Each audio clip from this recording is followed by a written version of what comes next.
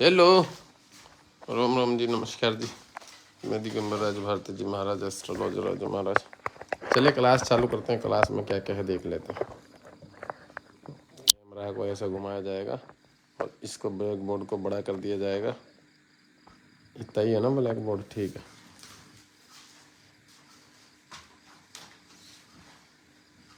नमस्कार दिगंबर राज भारती महाराज, एस्ट्रोलॉजर महाराज। मैं कार्य में व्यस्त चल रहा हूँ बहुत ज़्यादा, इसलिए लाइव भी नहीं आ पा रहा हूँ और फिर क्लास भी चली रही है। अपॉइंटमेंट रहती है रोज 5-7-4-5। मूल त्रिकोणस्थ गुरु के बारे में पढ़ लिया। उच्च का नीच का स्थिति बोधक चक्र, कल हमने उच्च के बारे में पढ़ाया था क्लास में। वो क्लास यूट्यूब पे लड़का नहीं आ रहा, वो छुट्टी पे गया हुआ, फोटोग्राफी करता हूँ लड़का। आएगा तो फिर हम उसकी क्लास को वो करेंगे, लोड करा देंगे उस पर यूट्यूब पे। बाकी तो फेसबुक पे है ही है वो क्लास है, सीख रहा होगा जो सीख ले वहाँ से। और उच्च के बारे में कल पढ़ा था कि कौन सा ग्रह उच्च पे होता है, और मैंने एक चार्ट पढ़ा के फलादेश संबंधित भी कल अच्छा बताया था किस तरह से फलादेश करते हैं। और उस फलादेश को देख के मेरे पास आज 2-2-3-3 बड़े बड़े मतलब जानकार एस्ट्रोलॉजर किया, वो लोग जो एस्ट्रोलॉजी का ही काम करते हैं, एस्ट्रो टॉक वो कहाँ करते हैं, उन लोगों के कॉल आए थे। बोले यार महाराज जी, हमें तो मतलब कुछ सीखना है और एक्स्ट्रा में आपसे, कि जी हम ज्योतिषी का ही काम कर रहे हैं पर आपका वीडियो से अच्छा लगा था तो अभी ज्वाइन कर ले। मैं कहा तुम देखो भाई, तुम्हारी मर्जी है। मैंने कहा मैं तो कभी किसी को, तो कह रहे आप बोलेंगे तो हम अभी भी ज्वाइन कर सकते हैं, और नहीं तो अगर आप बोलते हैं तो हम नेक्स्ट महीने में मतलब हमें फलादेश संबंधी चीज़ें सीखनी है। तो मैंने कहा आराम से ज्वाइन करना है, इतनी जल्दी कुछ नहीं है, अभी बेसिक चल रहा है। तो ग्रहों का नीच स्थिति बोधक चक्र, कल हमने उच्च के बारे में पढ़ा था कि कौन सा ग्रह उच्च का कौन सी राशि में बैठा होता है। ठीक है, तो जो हमने उच्च के ग्रहों से संबंधित स्थिति पढ़ी थी उसमें राहु केतु के बारे में क्या लिखा है कि राहु केतु छाया ग्रह है। ज्योतिष शास्त्र में अनेक ग्रंथों इनकी उच्च अथवा नीच स्थिति के विषय में कोई उल्लेख नहीं किया, परंतु कुछ विद्वानों के मत में मिथुन राशि के 15 तक राहु उच्च का माना जाता है, और कुछ मतानुसार वृष राशि में राहु उच्च का माना जाता है। इसी प्रकार कुछ विद्वानों के मुताबिक धनु राशि में केतु धनु में और वृश्चिक धन, ये चीज मैंने बताई हुई है पहले। और कल अगर नहीं पढ़ाया तो मैं भी मतलब इसके बारे में नहीं पढ़ाया था शायद, तो मैं बता देता हूँ। मैंने वैसे पढ़ाया हुआ बताया कि कुछ मतानुसार राहु जो है मिथुन राशि में उच्च का माना जाता है। ठीक है, और वृष राशि में कुछ लोग विद्वान लोग उच्च का मानते हैं। तो दोनों में लगभग अच्छा काम करता है राहु। और केतु जो है वो आपका वृश्चिक और धनु राशि में, दोनों में डिग्री वाइज अगर हम बोले तो दोनों ही राशि में जिस भी डिग्री का हो कोई दिक्कत नहीं। और वैसे तो आप लोगों को डिग्री वाइज पता ही है कि कौन से कितनी डिग्री का ग्रह जो है वो किस प्रकार का काम करता है। युवा होगा तो बहुत ज्यादा अच्छा काम करेगा, वृद्ध होगा तो काम नहीं कर पाएगा, हल्का करेगा बहुत हल्का, और मृत अवस्था का होगा तो मरा वो काम नहीं करेगा। किशोर अवस्था का भी बहुत अच्छा काम नहीं करता। ठीक है, और युवा अवस्था में ज्यादा पॉइंट मिलते हैं, 9 डिग्री से लेकर 8 डिग्री से पकड़ लो 22 डिग्री तक का युवा अवस्था ग्रह माना जाता है। तो ठीक है ना, ये चीज बता दी मैंने राहु का। अब हम नीच राशि स्थिति ग्रहों से संबंधित बात करते हैं कि नीच राशि में जब ग्रह होता है, नीच राशि ग्रह बोधक चक्र, नीच राशि ग्रह की जानकारी इतना ही समझ लो कि जब राशि में ग्रह जो है कौन सी राशि में नीच का होता है और कब नीच का होता है, कितनी डिग्री का पूर्ण रूप से होने पर नीच का माना जाता है, ये भी देख लेते हैं। प्रत्येक ग्रह को जिस राशि में जितने अंशों पर उच्च का बताया गया है उससे ही 7वीं दृष्टि नीच का होता है। अब देखो जितने अंशों का प्रत्येक राशि में, मैंने जो कल उच्च का पढ़ाया कि इतने अंश तक का ग्रह जो होता है वो उच्च का है, तो उतने ही अंशों तक का उसके जस्ट सामने वाले ग्रह पे वही ग्रह नीच का होता है। ठीक है, समझ में तो सबके आ गया ये चीज। फिर भी जब बेसिक चल ही रहा तो उसको लिख के भी और थोड़ा सा समझा के भी बता देते हैं। सूर्य जो है मेष राशि पे जब उच्च का होता है तो तुला राशि पे धन संस्थान नीच का होता है। तुला राशि पे 10 अंश तक नीच का होता है। और मैं एक बात और बता दूं, उसके बाद भी अगर अंशों में रहेगा तो नीच का तो तब भी रहेगा, नीच का तब भी रहेगा, इफेक्ट थोड़ा कम रहेगा, इसमें पूर्ण रूप से ज्यादा रहेगा, ये समझ लेंगे। ठीक है, अब सूर्य के बाद चंद्रमा वृश्चिक राशि में कितनी डिग्री तक बताया गया है। वृश्चिक राशि के 3 अंश पर नीच का होता है। चंद्रमा वृश्चिक राशि के 3 अंश तक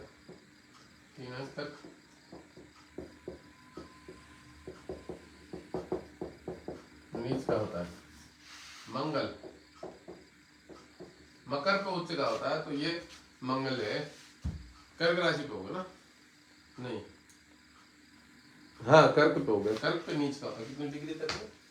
कर्क राशि 28 अंश पर नीच का होता है मंगल। 28 मंगल, मंगल कर्क राशि के 28 अंश तक नीच का होता है। ठीक है, अब हम बात करते हैं बुध की। मीन राशि 15 अंश तक, मीन राशि के 15 अंश तक नीच का होता है। अब मैंने जैसे कि बोला, अभी भी दोबारा बोल दे रहा हूं कि नीच तो राशि पर रहेगा ही रहेगा। अब यही है कि फल में थोड़ा सा वो रहेगा कि अगर ज्यादा बलवान हुआ है तो फल में थोड़ा सा तकलीफ ज्यादा देगा नीच का होने से। अब देखो मैं एक बात और बता दूं, उच्च और नीच का एक कैटेगरी है, लेवल है। उच्च का माने उच्च लेवल, अच्छा सोच विचार, नीचने का माने नीच सोच विचार। अब जैसे सूर्य नीच का है, तो सूर्य तो राजा ग्रह होता है, तो सूर्य नीच का होने का मतलब पता क्या? वो राजनीतिक क्षेत्र में छोटे काम करेगा, गलत काम करेगा, घूस खाएगा लोगों से। एक राशन कार्ड भी बनवाना होगा तो बड़े पद का व्यक्ति है, एमएलए है, पर वो भी बोलेगा 5,000 भिजवा दो, बनवा दूंगा बैठे बैठे। मतलब 2 नंबर का काम करेगा नीच का। ये होता है उच्च नीच का।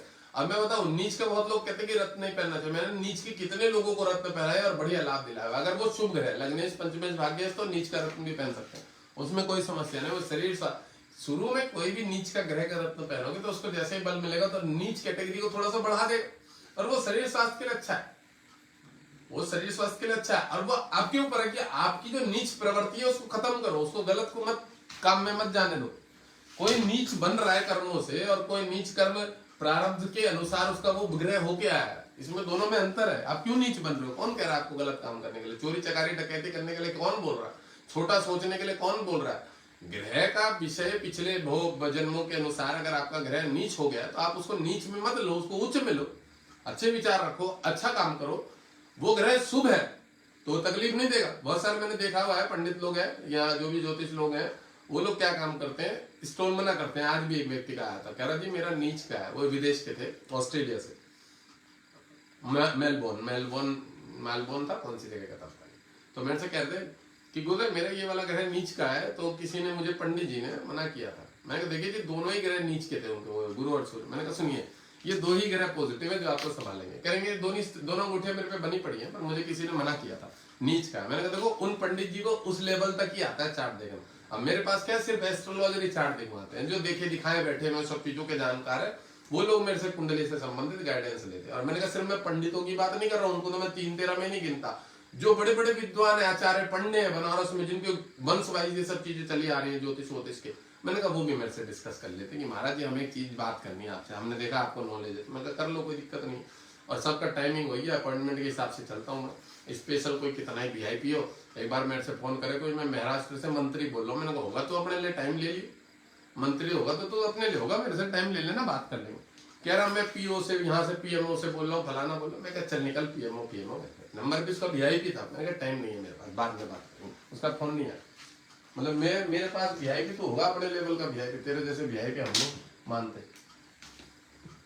गुरु मकर राशि पे, तो कहने का मतलब यही है मेरा कि नीच का ग्रह अच्छी कैटेगरी में अच्छा है और ग्रह डिग्री वाइज कमजोर है तो उसको बल दीजिए।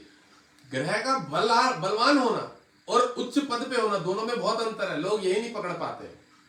बलवान ग्रह का होना और ऊंच नीच का होना, ये दोनों में अंतर है।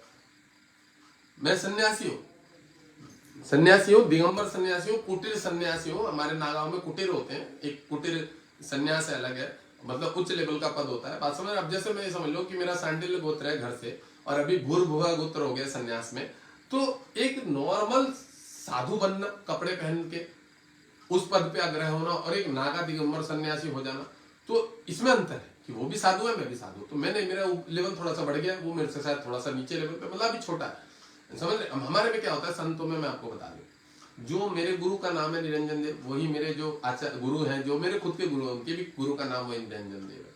हमारे पिता सबके एक ही होते हैं, ईश्वर को ही मानते हैं। जो कार्तिकेय स्वामी जी निरंजन जी हैं, उन्हीं को हम लोग पिता मानते हैं, वही हमारे पिता होते हैं। ये देखो यही फोटो हमारे अखाड़े की, निरंजनी अखाड़े में कार्तिकेय जी का ये वाला इन्हीं का जो है मुरुगन, जिनको बोलते हैं मुरुगन दक्षिण में, तो वो ही हमारे ईष्ट होते हैं कार्तिकेय स्वामी जी। उन्हीं के निरंजन अखाड़े हमारे पिता के नाम में उन्हीं का नाम आता है। अब मैं एक चीज और बता दूं, कोई 70 साल का वृद्ध व्यक्ति है, ठीक है, अगर मैंने संन्यास पहले ले लिया और साधुओं में जो नियम चलता है, तो उन्होंने अगर 70 साल के हैं वो, पर उन्होंने संन्यास अभी लिया है, तो मैं उनसे बहुत ज्यादा ऊंचा लेवल में माना जाऊंगा, क्योंकि मैं संन्यास पद में काफी पहले से हूँ। और ज्योतिष में, वो वेदांत में और विदुर नीति में भी लिखा हुआ है, मेरे पास किताब भी पढ़ी है, मैंने पढ़ा हुआ है कि मनुस्मृति में भी लिखा हुआ है कि 100 वर्ष का युवा राजा, 70 वर्ष का, 50 वर्ष का राजा, ठीक है, 10 वर्ष का अगर ब्राह्मण है, सन्यासी है, तो वो ब्राह्मण पूजनीय, ब्राह्मण पूजनीय, मैं ब्राह्मण की बात कर रहा हूँ, सन्यासी है तो और ज्यादा पूजनीय, पर वो राजा जो है वो भी उसको दंडवत प्रणाम कर सकता है, चाहे भले वो राजा हो, किसी भी वंश में हो, किसी भी वंश में हो सकता है कि ब्राह्मणों में भी राजा हो सकता है कि ब्राह्मणों का राजा हो या क्षत्रिय हो, तो कोई बात नहीं, पर बोला गया है कि अगर ब्राह्मण है तो वो ब्राह्मण जो है कर्मकांडी, वो ज्यादा पूजनीय, राजा भी उसको प्रणाम करेगा, और वो सन्यासी तो भी वो उसको प्रणाम करेगा, हर शास्त्र बोलता है। तो इस भी चीज को समझिएगा, ऊंच और नीच में अंतर।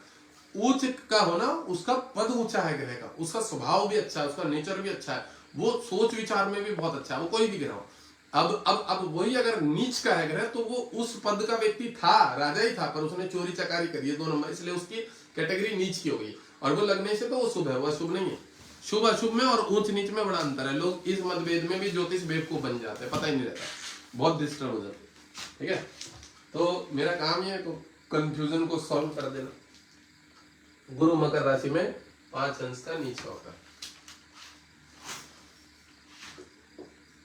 गुरु मकर राशि में 5 अंश तक नीच का होता है। 5 अंश तक नीच का होता है, 5 अंश तक लिखा है मकर राशि में, ठीक है। देखो 5 अंश तक है, अगर 0 से 5 अंश तक, ठीक है, 15 अंश से मतलब नीच का माना ही जाएगा। और अगर छोटी डिग्री में जैसे 0 से 5 अंश तक हो गया, तो वो आपका क्या रहेगा, पूर्ण रूप से जो है नीच का माना जाएगा, पूर्ण रूप से नीच का माना जाएगा, उसका नेगेटिव फल रहेगा नीच का, गुरु मकर राशि में, ठीक है। अब बात करते हैं शुक्र। शुक्र कन्या राशि पे जो है, हाँ, कन्या राशि के 27 अंश का पर नीच का होता है। कन्या राशि के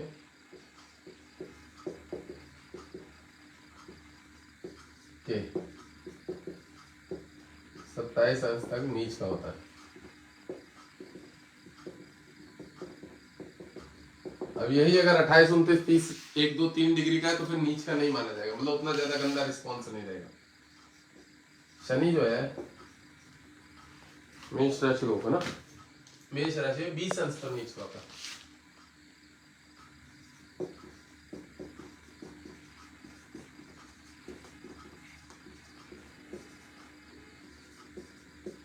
अंश तक और पर कुछ भी लिख सकते हो, नीच का होता है। चलो, अब राहु केतु के बारे में तो बता ही दिया है कि जब राहु जो है वृश्चिक पे उच्च का माना जाता है, तो वो वृश्चिक पे जो है 8 नंबर पे नीच का माना जाएगा, ठीक है, 15 डिग्री तक। मिथुन पे भी वही सेम है कि मिथुन राशि पे जब उच्च का होता है, तो मिथुन के जस्ट सामने जो है धनु राशि है, उस पर वो नीच का माना जाएगा।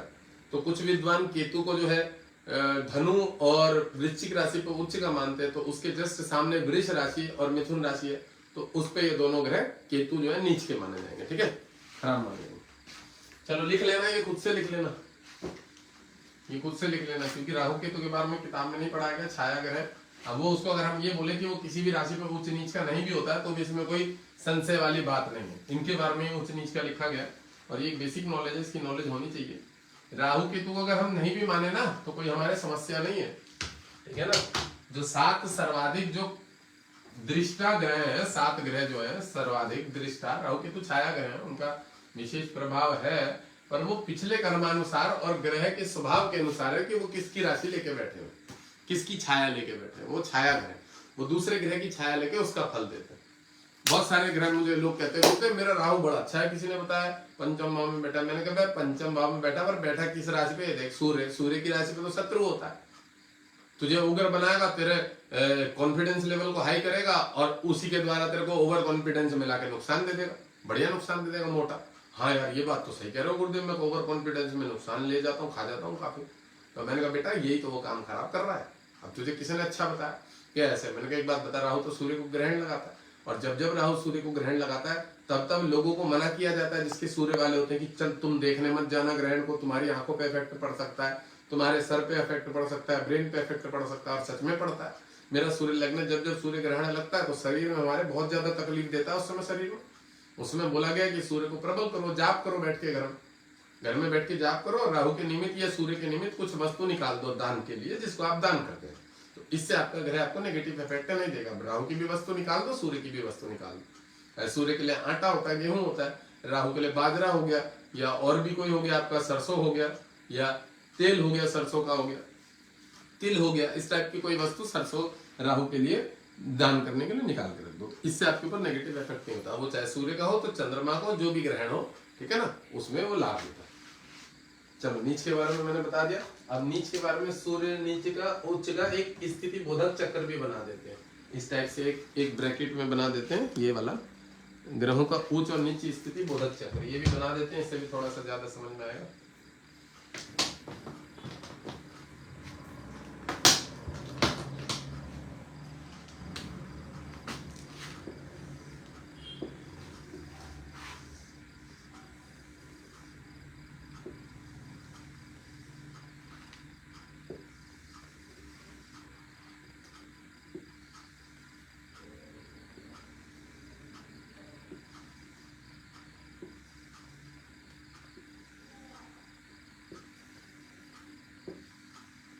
सात ही ग्रहों को लेंगे, और 23 में तो राहु की को भी बिठाया है तो फिर हम एक और ग्रह बढ़ा लेंगे, कोई बात नहीं, जब बढ़ाएगा राहु की तो। देखो ये यहाँ पे क्या लिखा हुआ है, सूर्य चंद्र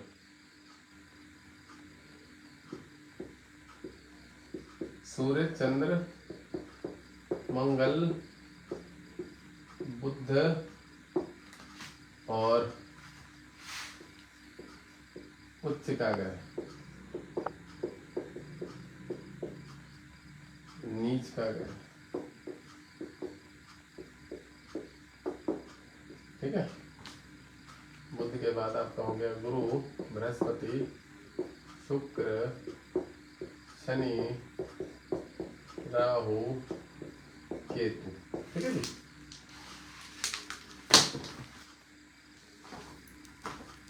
ठीक है, कुछ लोग देख रहे हैं, ठीक है।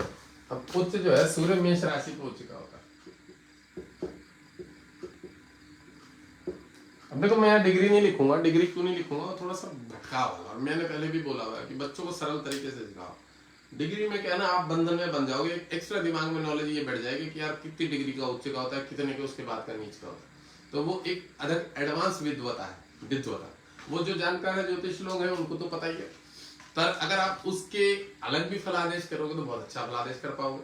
डिग्री के चक्कर में नहीं बंधना पड़ेगा कि 12 का है, 9 का है, 15 का है, कितने 20 डिग्री का है, ठीक है ना। अब जो आचार्य है वो आचार्य है, वो पुराने टाइम के लोग हैं, उनकी बराबरी वैसे भी नहीं कर पाओगे आप लोग, और हम मैं भी बोलूँ मैं भी नहीं कर पाऊंगा, मैं भी आज के युग का व्यक्ति हूँ। तो नॉलेज होना, उसको देना, समझा देना, वो बात बहुत बड़ी बात नहीं है। ये होता है कि जितने सरल तरीके से आप व्यक्ति दूसरे वाले को समझा पाए। और आपको पता है भविष्य में लोग भौतिकवाद की तरफ भाग रहे हैं, तो इन चीजों को अगर आप समझाते हैं ना तो वो लोग एक ही बात बोलते हैं, हर व्यक्ति मैंने देखा, यार गुरुदेव देखो हम क्या समझे इन सब चीजों के बारे में, हमें तो नॉलेज नहीं है, तो आप जो बताओगे हमें हम वो करेंगे, इतना ही बोलते हैं। मैंने देखा बड़े बड़े विद्वान पढ़े लिखे, मैं कहा भैया मैं तुझे ओ आ ए बी यही तो बता रहा हूँ, बड़े सरल तरीके में समझा रहा हूँ, फिर भी तू कह रहा है कि यार कि आप जानो, आप ही बता दो, हमें आप पे विश्वास है, इतनी सी बात बोलते हैं। मतलब तो हर आदमी घुमा फिरा के यही चाहता है कि भाई हम क्यों इसमें दिमाग लगाएं, ब्रेन में हमारे मतलब की चीजें नहीं, क्योंकि जो इंजीनियरिंग कर रहा है उसने जिंदगी भर इंजीनियरिंग में दिमाग खपाया, अब जो मैंने अकाउंटेंट करो उसने जिंदगी भर अकाउंटेंट में दिमाग खपाया, तो उसे तो पहले ही टेंशन रहती है अपने काम से संबंधित, तो वो इन सब चीजों का कहाँ समझ ले जाएगा कि मंगल अच्छा है कि शुक्र खराब है कि शरीर खराब है, कौन सा ग्रह खराब कर रहा है हमारे। तो सच बात बोलो तो इसलिए ये सब फालतू की एक्स्ट्रा नॉलेज हो जाएगी। फिर भी मैंने बताया कि कौन से ग्रह पे कितने अंश तक का नीच उच्च का होता है, वो पढ़ लेने में क्या वो हर्ज है, पढ़ने में नॉलेज लेने में कोई हर्ज नहीं है, पर यूज करने में उतनी चीजें इस्तेमाल करिएगा जितना सरल तरीके से हो जाए और आपके दिमाग में भी बैठ जाए और सामने वाले को भी आप समझा सको। अब देखो मैं एक बात और बता दूं, कोई अगर सिर्फ गणित को लेके तर्क वितर्क करेगा ना, गणित को लेके इतनी डिग्री तक होता उतनी डिग्री तक होता, वो होता है डेढ़ सियाना व्यक्ति, डेढ़ सियाना व्यक्ति, समझ रहे हो? वो ज्ञान की तरफ नहीं है, वो विज्ञान की तरफ दौड़ रहा है, सिर्फ विज्ञान की तरफ, और उसका कोई रिस्पॉन्स नहीं है, उसकी बुद्धि में तर्क वितर्क घुसा हुआ। मैंने बोला अभी बीच में एक लड़का था, क्या सेगांकार महाराष्ट्र का लड़का था, सांगली साइड का था, कहाँ का था, मैं जो भी कुछ भी पोस्ट करूं, जो भी कुछ, उस पे उसका कुछ ना कुछ नेगेटिव रिस्पॉन्स, मतलब ऐसे नहीं होता, ये होता है, ये नहीं तो ये वाली किताब पढ़ो नक्षत्र संबंधी, वो अपने को कुछ 1.5 साल, वो है अकाउंटेंट, उसका ज्योतिष से कोई लेना देना नहीं है। अब बेटी चौधरी ने एक्स्ट्रा नॉलेज दिमाग में भर रखे और लोगों की बुद्धि को भ्रष्ट कर रहा है। लास्ट में जब दीपावली वाले मैटर पे 31 और 1 तारीख का, तो बाद में भी देखो सबने खंडन करके 1 तारीख वाली दीपावली को, बड़े बड़े यूट्यूबरों ने, विद्वानों ने, आचार्यों ने यही बोला कि जो ज्यादा से ज्यादा बड़े बड़े विद्वान वाले पंचांग है, 100 पंचांग, उन्होंने 1 तारीख को ही दीपावली सिद्ध करी, 1 तारीख। और कुछ 2, 5, 10 पंचांगों ने, 2, 5 छोटे छोटे नए पंचांगों ने गलती से 31 तारीख को, तो वो अपनी बात को मनवाने के लिए इतना जद्दोजहद करने लगे और इतना ज्यादा प्रचार करने लगे सोशल मीडिया पे कि हम ही सही हैं, बड़े बड़े लोग गलत है, मतलब ये वाली बात चली। तो वहां मैंने साफ बोला कि भाई मैं तो 1 तारीख को ही मनाऊंगा दीपावली, और 1 तारीख की जो दीपावली है उस दिन अमावस में सुबह का जो ब्रह्म मुहूर्त होता है वो मिल रहा है। और सच बात बोलो, किसी भी तिथि पंचांग के अनुसार अगर आपको एकादशी 7 बजे तक भी मिल रही है ना सुबह तक, तो जिसमें ब्रह्म मुहूर्त माना जाता है, सूर्योदय वाला दिन, उसको सबसे ज्यादा प्रभावित माना जाता है शास्त्रों की। उदया तिथि जिसमें आपको प्राप्त हो रही है, अब 3:30 बजे के बाद अमावस लगी है, 4 बजे 3:52 के आस अमावस लगी है। अब वो अमावस लगी रात के समय में, संध्या समय में, उसमें तुम दीपावली मना रहे हो, क्यों तुक नहीं बनता? तुम्हारे को तो दिन नहीं मिला ना। एक पर्व है दीपावली, बड़ी दीपावली बोलते हैं। बड़ी दीपावली का अर्थ क्या होता है? जिसमें बड़ा दिन होगा दीपावली के। साला इसमें 3:30 बजे मिला है, अब वो 11-12 बजे खत्म हो जाएगा, तो कहाँ बड़ा दिन हुआ भाई? वो तो वैसे छोटा सा दिन हो गया, 8 घंटे का दिन हो गया। 4 से पकड़ लो 12 बजे तक, 4 से 8 4 घंटे, और 8 से 4 12 घंटे, 8 घंटे का टाइम हो गया। वो बड़ा कहाँ हुआ? और अगले दिन में तुम्हें मिल रहे हैं 16 घंटे, शाम के 6 बजे तक, पौने 6 बजे तक के 16 से भी ज्यादा घंटे, 16 घंटे के आसपास मिल रहे। तो फिर जो बड़ा दिन है उसमें बड़ी दीपावली मनाई जाएगी ना। अगले 5 बजे के बाद 6 बजे दीपावली खत्म हो जाए, कोई दिक्कत नहीं है उसमें। लोग बहुत तर्क वितर्क दे रहे, इस किताब में ऐसा लिखा है, ये सब मूर्खता वाली बात है। जो बड़े बड़े आचार्य, विद्वान आचार्य ने बताया है कि भाई दीपावली जो है, तुलसी पीठाधीश्वर थे, बड़े बड़े महंत संत लोग थे, सब 1 तारीख को मना रहे थे। और देखो मनाने में कोई हर्ज नहीं है, मैंने साफ बोला 31 को भी मनाओ और 1 को भी मनाओ। हमारी आत्मा जो है अंदर से गवाही देती है कि हमें क्या काम करना अच्छा है। मैं ये भी बता दूं, श्रुति स्मृति ही स्वस्थ च प्रियतात्मना एतत् चतुर्थ धर्म लक्षणम, कि जहां पे अपना दिमाग कहीं काम ना कर रहा हो, आप विध्वंसता में पड़े हो, वहां अपनी अनुभूति से विचार करो कि क्या सही, खुद की अनुभूति से, आत्मा अनुभूति से, हृदय से। जब कहते ना प्रश्नों के उत्तर नहीं मिल रहे होते, यहाँ हृदय पे हाथ रखो, आंख बंद करो, भगवान से ही पूछ लो, भगवान जी कौन सा काम सही है, पैसा लगाओ नहीं लगाओ, इन्वेस्टमेंट करूं नहीं करूं, ये भूल चूक तो नहीं हो रही है, यहाँ मेरा नुकसान तो नहीं हो जाएगा, हर चीज का उत्तर मिल जाएगा।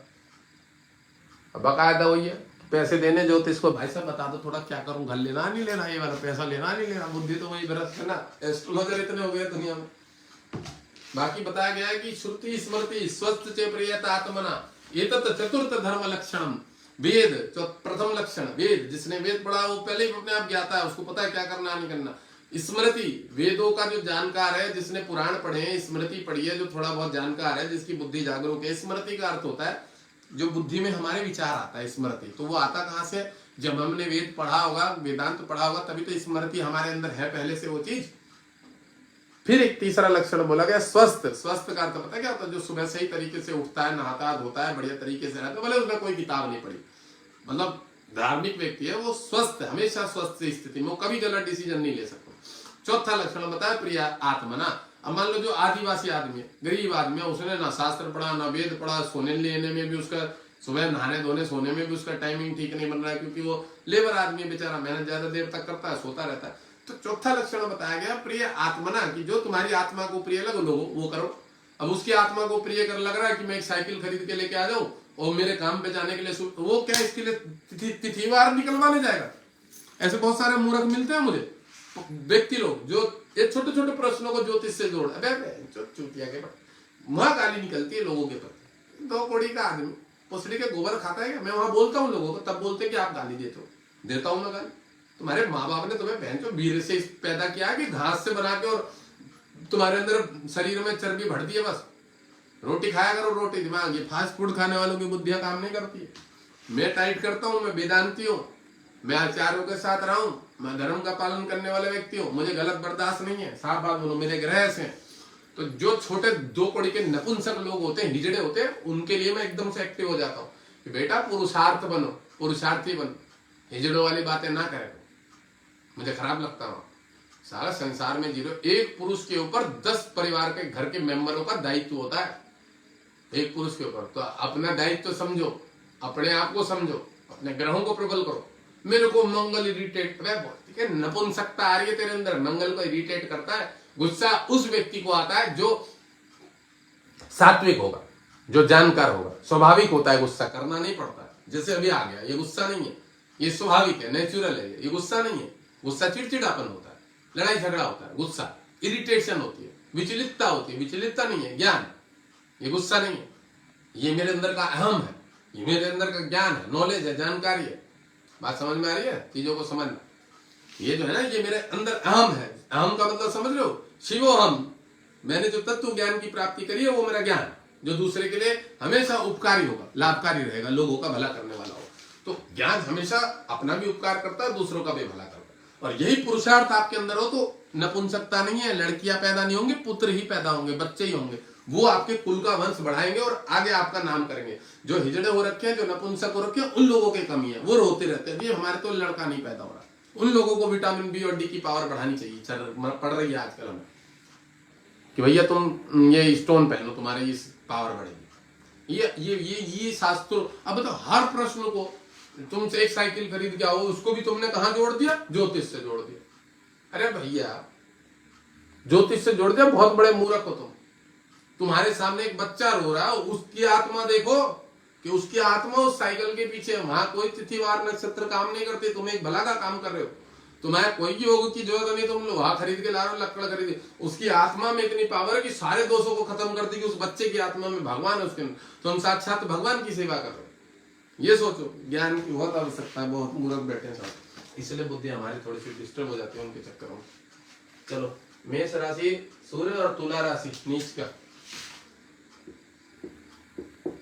चंद्रमा वृष राशि,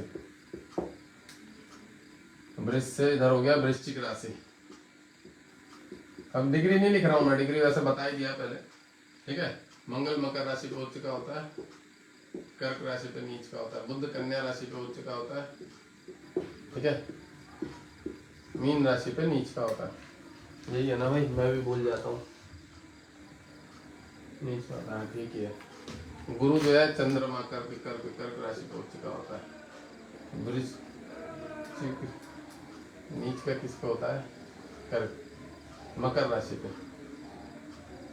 नीच का होता है शुक्र। मीन राशि पे उच्च का होता है ना, उच्च का। और कन्या पे नीच का होता है। शनि तुला राशि, तुला राशि उच्च का। और मेष राशि पे नीच का होता है। राहु जो है, राहु किस पे होता है भाई? मिथुन और वृष राशि पे उच्च का होता है। मिथुन और वृष राशि दोनों पे अच्छा होता है, उच्च का भी मानते हैं, ठीक है, इतना ही समझ लेना। और मिथुन के सामने क्या होता है? धनु उच्च का होता है, और वृश्चिक उच्च का होता है, केतु। इन पे अच्छा माना गया है। और इसके जस्ट सामने धनु और वृश्चिक आ जाएगा, मतलब ये दोनों राशि पे इस पे थोड़ा सा नीच का मानते हैं। और यहाँ पे आपका मिथुन और वो आ जाएगा, वृष आ जाएगा नीच का, जो केतु है। मिथुन और वृष राशि, ठीक है।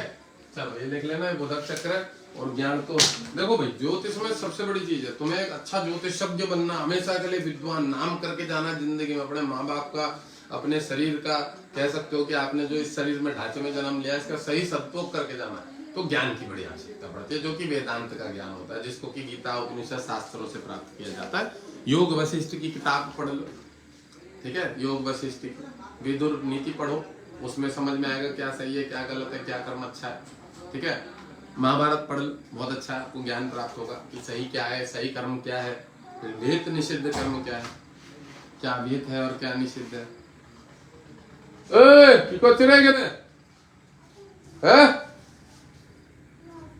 क्या करवा रहे हैं भैया, पलाई गंदी के,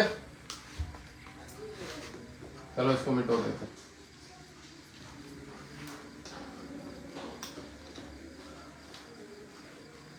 समझ गए। चलो इसके बाद की चीज देखते हैं। उच्च ग्रह नीच के स्थिति के बारे में पढ़ा दिया गया है। ग्रहों का बलाबल, ग्रह कितने प्रकार के बलों में बलवान होते हैं ये चीज बताया गया, तो उसको पढ़ लेते हैं। ग्रहों का बलाबल, कब ग्रह बलाबल होता है, ग्रहों का बलाबल।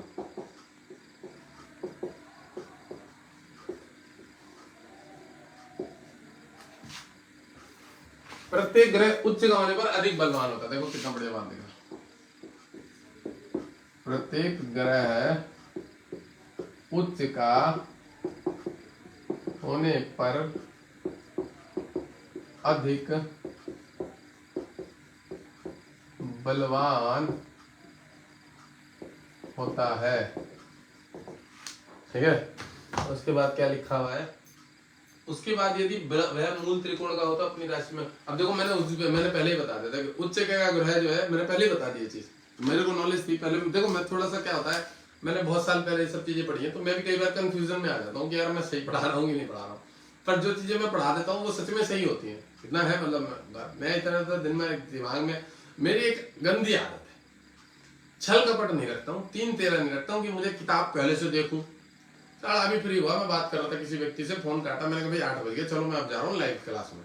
मुझे कभी मेरा कोई नोट्स पढ़ने की जरूरत नहीं पड़ी, कोई किताब घाटने की जरूरत नहीं पड़ी कि मैं घाटूंगा, सीखूंगा, पढ़ूंगा, देखूंगा, उसके बाद पढ़ाऊंगा। भूल होगा तो होगा, सही कर लेंगे उसको, मतलब हो सकती है भूल हो जाए, हम लेंगे उसे पढ़ाने में क्या दिक्कत है, मैं उतनी टेंशन नहीं पालता। तो जो कॉन्फिडेंस लेवल है ना, जब तक आपका बलवान नहीं होगा आप कुछ भी नहीं कर सकते। बात कर रहे बस आप लोगों का यही मेन समस्या है। आता बहुत कुछ हो, ज्ञान बहुत कुछ है, कॉन्फिडेंस लेवल 0 है, आत्मज्ञान नहीं है, अंदर से कुछ भी नहीं है, शून्य हो गए, सारी चीजें धरी की धरी रह गई, सारी की चीजें धरी की धरी रह गई। कहां से लाओ बल, कहां से लाओ परमात्मा तत्व तो कहां से लाओ?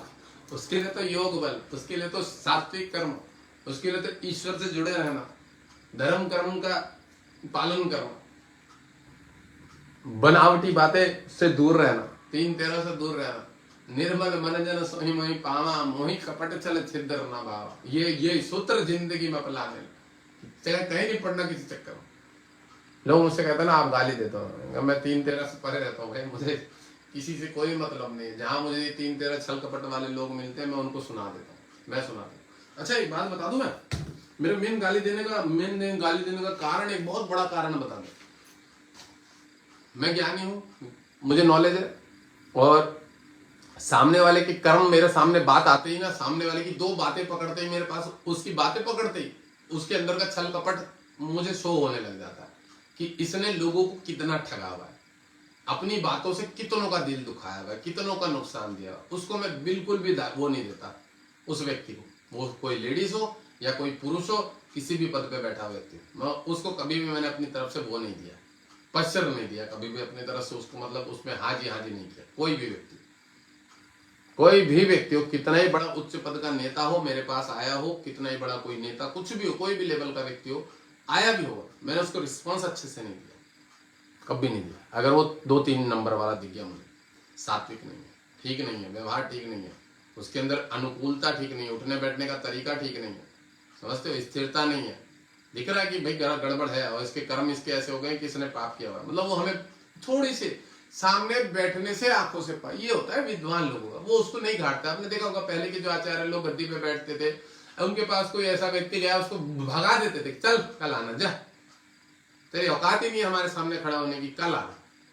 वो आदमी अंदर से ही पहले ही उसके अंदर इतनी नेगेटिविटी थी कि उसको पता लग गया कि मुझे हटा दिया, घुमा दिया, ना महाराज की इच्छा थी उसका देखने का, समझ रहे हो, और ना उसके ऐसे पुण्य कर्म थे कि वहां पे वो कुछ अच्छा करवा सके। बात समझ रहे हो, हम भगा देते हैं उन लोगों, चलो निकलो यहाँ से, भागो।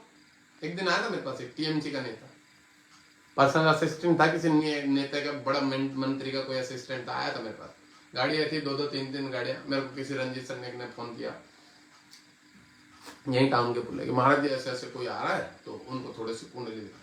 आने में उनके 11 बज गए, टाइम था 8 बजे का कि शाम तक आ जाएंगे, 8 बजे तक 7 बजे तक, आने में 11 बजे। मैं जागा तो हुआ था, मैंने आया, बिठाया, मिठाई खिलाई, पानी पिलाया, मैं कहा बैठो। वो कह रहे कुंडली दिखाने, मैंने कहा अभी नहीं होगी रात में, मैंने कहा सूर्योदय के बाद अस्त के, मैं भाई साहब मेरा रात में 2 बजे भी देख दूं, 1 बजे भी देख दूं, मैं ज्ञानी आदमी, मेरे को कोई समस्या नहीं। पर उस व्यक्ति के मैंने इसलिए नहीं देखी, पता क्यों, रास्ते में जैसे मैं उसको गेट पे लेने के लिए गया, वो लोग आके फोन किया, तो मैं नीचे उतर के गया, सामने मेन गेट पे, हमारा बड़ा स्कूल है, गेट है, तो नेट पे गया, तो मैं देख रहा मैं वो आते आते बड़े बड़े बोल रहा, बड़े बड़े अहंकार वाले, वो ऐसे चल रहा छाती तान के राक्षसों की तरह, और मोदी की वो कर रहा बुराई, मोदी को, टीएमसी पार्टी का था, तृणमूल कांग्रेस, ओ बाबा गंदी बुराई, मोदी है वो ऐसा वैसा। मैं कहा बेटा, मैं कहा तू गलत जगह आ गया, मैं कहा चल तुझे मैं दिखाता हूँ क्या होता है। मैं आया, मैं बिठाया, मैंने बड़े हाव से, मैं कह लो इतनी दूर से पानी वानी पियो, मिठाई खिलाई। तो जहां बात आई कुंडली की, तो मैं बड़े हंस के बात कर रहा हूँ, रंजीत सर से बात कर रहा हूँ, उनसे मेरी मित्रता है, उसे मैंने भाव नहीं दिया उसको। तो कह रहा महाराज जी थोड़ा ज्योतिष के बारे में जानना था। मैंने कहा आप तो गलत टाइम पे आ गए, देर हो गई ना आपको। मैंने कहा मैं 7-8 बजे के बाद कुंडलियां नहीं देखता, मैंने मना कर दिया। तो फिर महाराज जी, मैंने कहा काम करना, आप फोन पे बात कर लेना बाद में, अभी नहीं हो पाएगा ना। मैंने कहा रात में नहीं देखे जाते तो पाप लग जाता है। मैं कहा पाप लग जाएगा, बहुत खराब हो जाएगा, तकलीफ हो जाएगा। अच्छा, मैंने कहा हाँ एक काम करो आप अगले दिन कभी नेक्स्ट, मैंने कहा कल अगर वापस जाते समय इधर उधर हो तो आ जाना, दिखवा लेना सुबह, मैं देखता 7 बजे तक, उस शाम के 7 बजे, उसके बाद नहीं देखता, 6-7 बजे तक, उसके बाद नहीं देखता। अच्छा ठीक है, अब उसको मैंने खड़ा करके भगवा दिया। तो हम लोगों को ये चीज नॉलेज हो जाती है, आदमी किस लेवल का है, साले की बातें बता देती हैं 2 कौड़ी का आदमी। अब भले पैसे से स्मरण, तो 2 कौड़ी का भिखमंगों से भी जींचा गया, वो एक भिखारी जो रोड पे भीख मांगता है, उससे भी कई गंदे गंदे लोग मिल जाते हैं मुझे, उन लोगों को मैं नहीं छोड़ता हूँ। वो इडियत तुम्हारा तो मर्डर कर देना भी साला पाप नहीं लगेगा, ये मैं बता दूं। अगर उसको मार भी दो ना जान से, तो उसको कोई हमें पाप नहीं लगने का दोष, वो उससे ज्यादा दोष करके पृथ्वी पे बोझ बन के, धरती माँ है ना हमारी माँ के ऊपर कोई बैठा हुआ बोझ लेके, तो है ही चूतिया का बैठा, उसको गाली देने में क्या हार्द है भाई साहब, अपना शरीर हल्का हो रहा, हमारा बहुत बढ़िया कर रहे हैं, हम पुण्य के काम कर रहे हैं। साले हमें कर लेना ऐसे लोगों से, बात छोड़ो। उच्च का होने पर अधिक बलवान होता है, कौन सा ग्रह लिखा हुआ। उसके बाद यदि वह मूल त्रिकोण में अपनी राशि में रहने की अपेक्षा अधिक बली होता है। अब देखो उसके बाद वह मूल त्रिकोण में रहने पर अपनी राशि के अपेक्षा अधिक बलवान होता है। अब देखो जो उच्च का होता है वो 100% बलवान होता है, ठीक है। जो मूल त्रिकोण का होता है वो 85% बलवान होता है, ठीक है, ठीक है।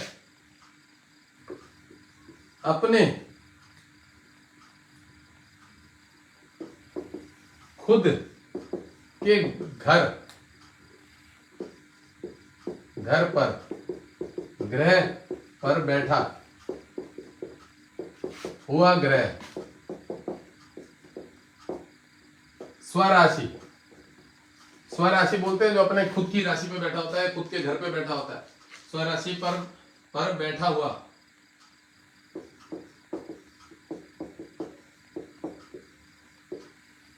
ग्रह बलवान होता है।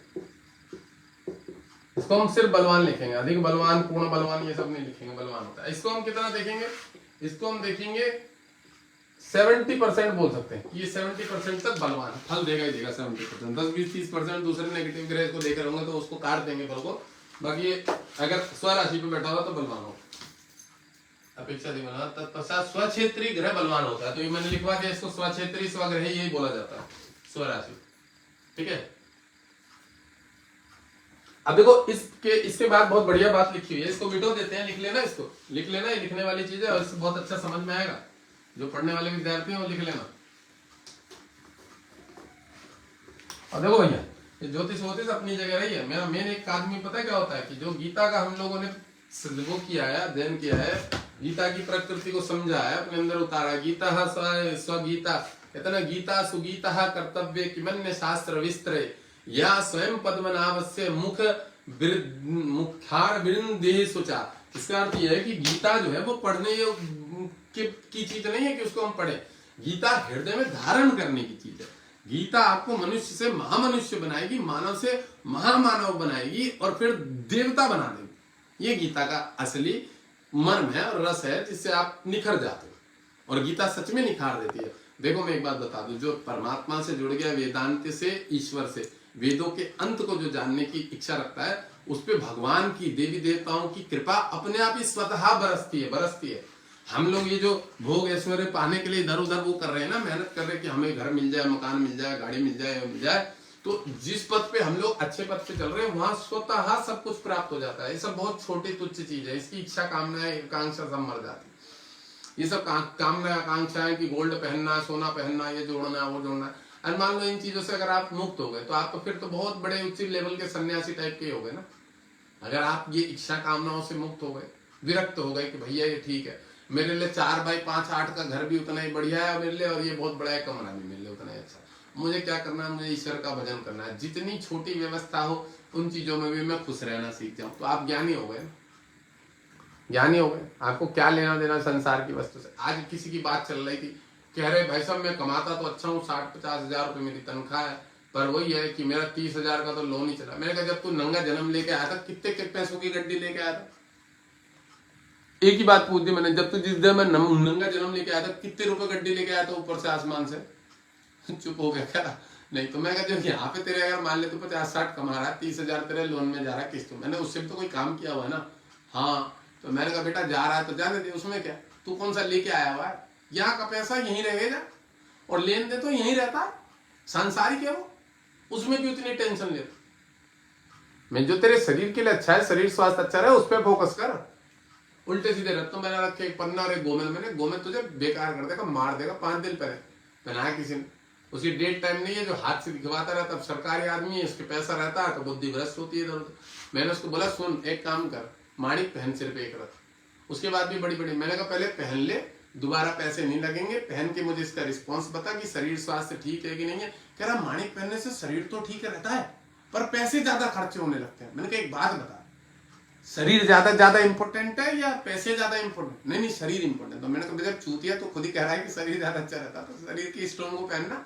तेरा सूर्य अच्छा है, सूर्य की रेखा आई है और हाथ में शनि की भी रेखा थी, पर फिर भी सरकारी नौकरी लग गई है। तो मैंने कहा तेरा सूर्य बड़ा अच्छा है, वो दिख रहा है यहाँ पे, और मैंने ठीक सीख पकड़ता हूँ।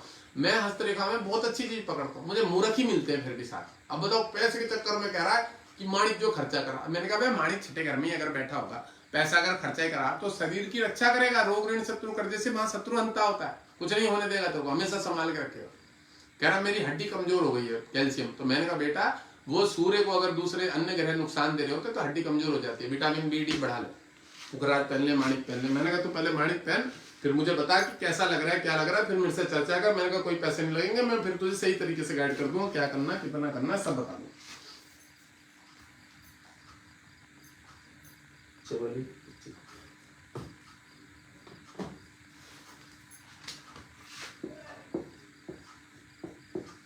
सर्वोच्च बलि ग्रह, ठीक है। सर्वोच्च बलि ग्रह कौन सा होता है? उच्च का होने पर, ठीक है। सर्वोच्च बलि होता है, उच्च बलि, उच्च बलि जिसके पास अच्छा ठीक ठाक बल होता है, उच्च बलि।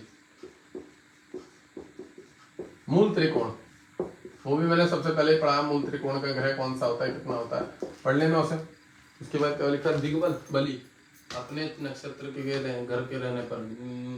उसके बाद लिखा है बलि, जो बलि ग्रह होता है, जो मतलब ठीक ठाक होता है, अपने स्वग्रह खुद के घर पे बैठने पर।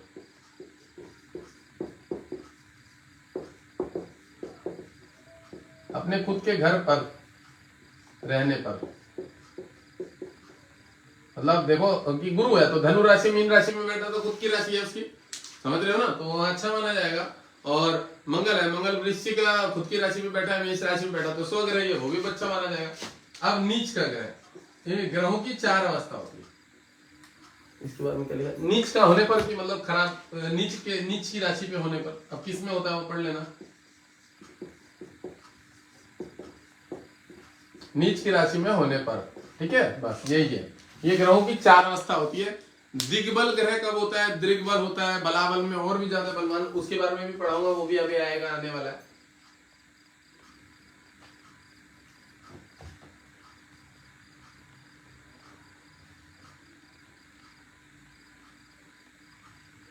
चलो अब इतना आज के लिए। उच्च क्षेत्र, मूल त्रिकोण तथा स्वयंग्रह के संबंध में विशेष विचार कल पढ़ाएंगे इसके बारे में, ठीक है। आज इतना बहुत है। अब लिखा हुआ है पता है क्या, कि देखो क्या लिखा है, नवग्रहों के उच्च क्षेत्रीय, मूल त्रिकोण तथा स्वग्रही होने के संबंध में विशेष रूप से लिखे नीचे अनुसार समझना चाहिए। सूर्य सिंह राशि का स्वामी है, अत यदि वह सिंह राशि में स्थित हो तो उसे स्वग्रही स्वक्षेत्री कहा जाएगा। परंतु यदि सूर्य सिंह राशि में स्थित हो और सिंह राशि में 1 से 20 डिग्री तक का मूल त्रिकोण का माना जाता है, 21 से 30 डिग्री तक का अंश स्वक्षेत्र कहा जाता है खुद की राशि। मेष के 10 अंश तक का सूर्य उच्च का तथा तुला के 10 अंश तक का नीच का होता है। यह बात पहले बताई जा चुकी, इसको कल पढ़ा देंगे, इसको भी थोड़ा सा डिफाइन करके समझा देंगे, ठीक है। इसको भी थोड़ा सा डिफाइन करके कल समझा देंगे, अब पढ़ाना ठीक नहीं लग रहा ज्यादा। चलो चलो भाई चलो, अब किसी का कोई प्रश्न वश्न कुछ जानना पूछना चाह रहा है तो बताओ, ठीक है। मतलब विदाउट कुंडली के कुछ पूछना जानना चाह रहा है तो पूछ लो, ठीक है। किसी को कुछ पूछना है, कोई जानकारी लेनी, पूछ लो। वीडियो शेयर कर दो, तो थोड़ा वीडियो को शेयर कर दो। और दिसंबर की 1 तारीख से एक नया बैच चालू हो जाएगा, यही ज्योतिष संबंधित। और ये वाली वीडियोस तो फेसबुक यूट्यूब पे जाएगी, वहाँ से भी सीखने को मिलेगा कुछ ना कुछ, ठीक है। दिसंबर की 1 तारीख से एक नया बैच चालू कर दूंगा। Hello hello hello. हर दिसंबर की 1 तारीख से, जनवरी की 1 तारीख से एक नया बैच चालू हो जाएगा। अब जो ज्योतिष सीखना चाह रहे हैं बेसिक से, उसको मौका मिलता रहेगा।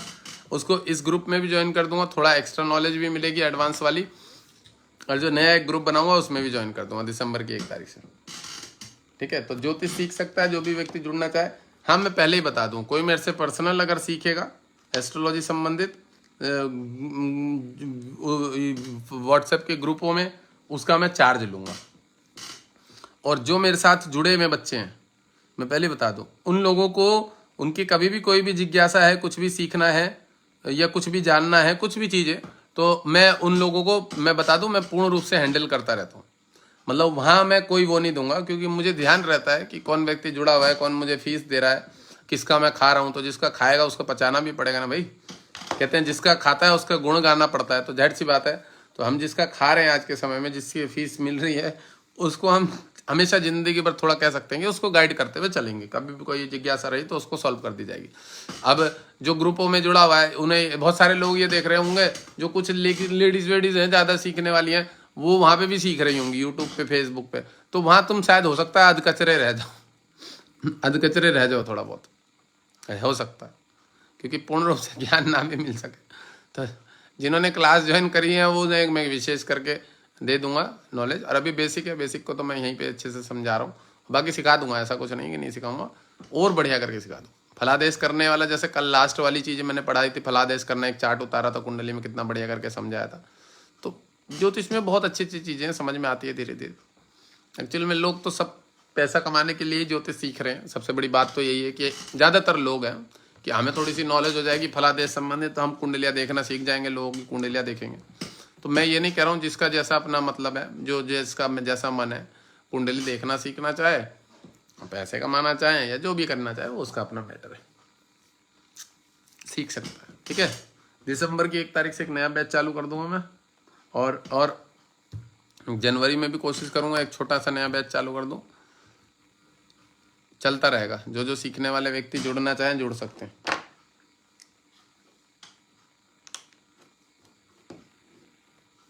और ये जो अभी बेसिक के चल रहा है, ये वाला बेसिक मैं ये भी बता दूं, ये इस पे अभी चल रहा है फेसबुक पे। कुछ समय के बाद ये फेसबुक पे नहीं चलेगा, ये यूट्यूब पे चला जाएगा, लाइव चला करेगा, ठीक है। अभी तो फेसबुक पे चल रहा है, तब यूट्यूब पे चला जाएगा। यूट्यूब पेज ज्वाइन कर लेना, वीडियो को शेयर कर देना। चलिए बंद कर रहा हूँ मैं लाइव को, ठीक है ना। किसी का कोई प्रश्न नहीं है यहाँ पे, और वीडियो को शेयर भी कर देना, टैग भी ले लेना, मतलब शेयर कर देना। और फेसबुक के पेज को, यूट्यूब पेज को ज्वाइन कर लेना। यूट्यूब जो वो है ना, उसको भी सब्सक्राइब करके रखना, वहाँ पे भी बेसिक नॉलेज। नमस्ते जी, जय राम। इसमें किसी ने डेट डाली हुई है भाई साहब, कुंडलिया तो मैं देख ही नहीं रहा था।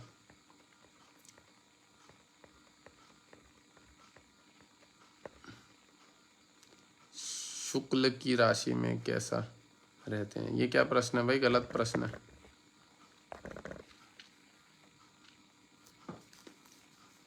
नहीं, अकारक ग्रह अगर दिग्बली हो तो समस्याएं देगा, बीमार करेगा, कष्ट देगा, तकलीफ देगा, बीमारी देगा। अकारक ग्रह अगर शत्रु है तो ज्यादा कष्ट देगा। अकारक ग्रह अगर सम है तो फिर नॉर्मल रहेगा। अकारक ग्रह है ना, आप देखो खुद ही कह रहे हो अकारक ग्रह, तो इतना ही समझ लो ना। अकारक है, उसका अकारक शब्द का अर्थ क्या है? अकारक, जो कुछ भी कहीं का कुछ नहीं है, हमारे मतलब का कोई है नहीं वो, तो वो हमारे को क्यों हमारा कुछ अच्छा फल देगा? कितना ही बली हो, कितना ही कुछ भी अच्छा हो, अकारक है तो वो हमारे को फल नहीं देगा। इस बात को याद रखना, इन सब चीजों को याद रखना। दिग्बली होगा, और अगर शत्रु ग्रह है या सम ग्रह है और बलवान है तो वो जिस राशि पे बैठा है, जहां पे घर पे बैठा है, वहां उस चीज को तकलीफ देगा, ये भी बता दो, ठीक है ना। ये सब धीरे धीरे, मतलब मैं अपनी तरफ से बता दिया, आपका कंफ्यूजन सॉल्व कर दिया। बाकी धीरे धीरे देखने से पता लग जाता है कौन सा कारक है, क्या है, उसका क्या रिस्पॉन्स है। इन सब चीज़ों पे आऊँगा ना बाद में क्लास में, इन सब चीज़ों पे भी तो आऊँगा कि यहाँ पे ये ग्रह जो है, धीरे धीरे समझ में आ जाती है सब चीज़ें। चलिए बंद करते हैं, मैं थोड़ा सा भोजन करूँगा और लेट जाऊँगा, और क्या। टाइम नहीं मिल पा रहा मेरे पास आजकल, मैं थोड़ा सा बाहर गया हुआ था, एक भी लाइव भी नहीं बना पाया हूँ 4-5 दिन से। लाइव माने कुंडली विश्लेषण नहीं कर पाया हूँ। चलो ठीक है, रखता हूँ, है ना।